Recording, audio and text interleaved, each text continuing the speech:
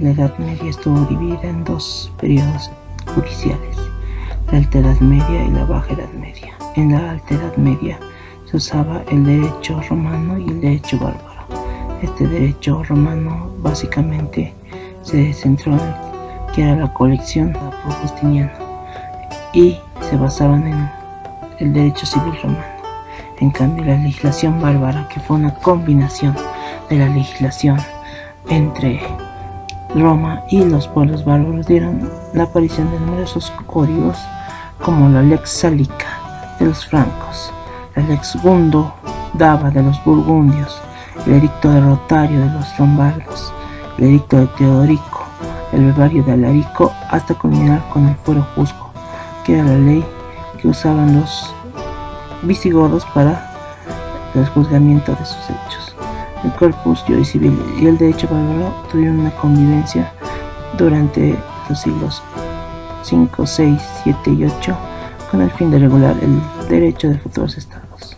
El Corpus Juris Civilis romano y el derecho bárbaro tuvieron una gran transferimientos más usados por los justicieros en la Edad Media, que no por se los llama justicieros por eso, no tenían una formación en derecho, sino que con la práctica adquirían su formación. Se usó la ordalia, el duelo y el juicio de Dios. El juicio de Dios, que se basaba en tres expresiones. La primera, el agua caliente, en una tinaja de agua caliente, y si salían ampollas eras culpable. El agua fría, te metían en una tinaja de agua fría y si salías sin ninguna herida eras declarado inocente, caso contrario culpable. Y el hierro candente, te marcaban con un hierro y en caso de que salieras con una marca eras declarado culpable. Es decir, estos procedimientos no eran justos, ya que dependían de la suerte y de la resistencia de sometida. Los reyes intervinieron a través de diferentes formas, como los tratados políticos que firmaron los hijos de Carlomagno con sus respectivos pueblos, prometiéndoles justicia y paz, sin que exista ningún juicio arbitrario. Estos tratados políticos sirvieron como base para la legislación específica de los futuros estados medievales. En cuanto a la administración de la justicia en la Alta Edad Media, se puede ver que no existe una justicia estatal previamente establecida, sino únicamente el tratamiento del derecho privado, la venganza privada o la resolución entre particulares, lo que los estudiosos de la historia del derecho llaman la venganza privada o la autocomposición. Será la Baja Edad Media. En la Baja Edad Media existe un sistema jurídico organizado cuya cabeza era el rey. Este rey, que tenía por fin la cabeza de la jurisdicción y nombraba a todos los jueces a su territorio.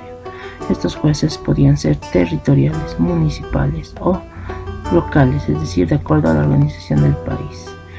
Los jueces también eran profesionales, es decir, todo juez debía dominar derecho si quería entrar al órgano con diversos derechos. Es decir, existía también una legislación que había evolucionado del Corpus Juris Civilis y las leyes bárbaras. El primer derecho que se promulgó de manera formal fueron las 7 partidas de Alfonso X el Sabio, que establecían preceptos de derecho civil, derecho penal, derecho comercial y derecho de la familia, con el fin de regular a su reino de Castilla.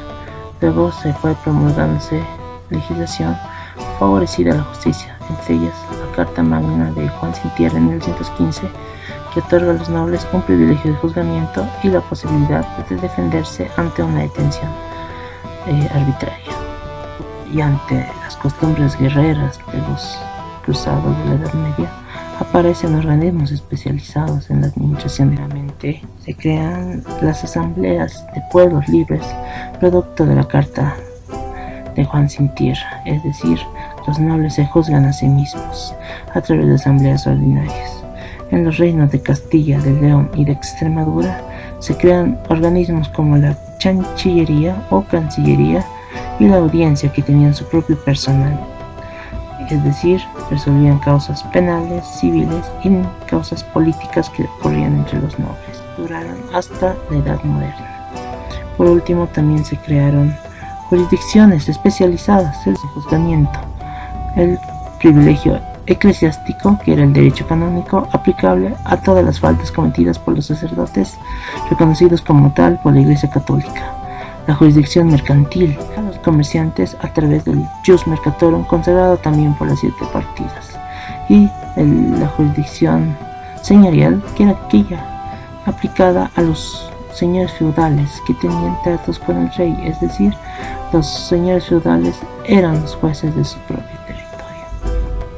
Especiales, tales como el juicio canónico, basado en el derecho canónico, a través de la reforma al derecho canónico por el monje Graciano que en su decreto publicó toda la normativa eclesiástica promulgada hasta entonces, que iba en declive.